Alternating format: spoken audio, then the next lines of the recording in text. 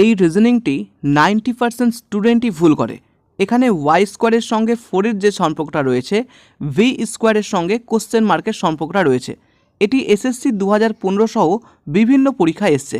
তো চলো দেখে নিই ওয়াইয়ের স্কোয়ারের সাথে 4-এর কী সম্পর্ক রয়েছে। আমরা যদি একটু খেয়াল করি তাহলে লক্ষ্য করতে পারবো অ্যালফাবেটিক লেটার্সের সেকেন্ড লাস্ট লেটারটা রয়েছে ওয়াই, অর্থাৎ শেষের দিক থেকে 2 নাম্বার পজিশনে ওয়াই রয়েছে।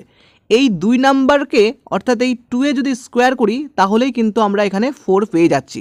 ঠিক একই রকমভাবে ভি এর পজিশনটা জেনে যদি আমরা তার স্কোয়ার বের করি তাহলেই আনসারটা হয়ে যাওয়ার কথা। তো চলো দেখে নিই কত নম্বর পজিশনে রয়েছে। লক্ষ্য করে দেখলাম 5 নম্বর পজিশনে ভি রয়েছে।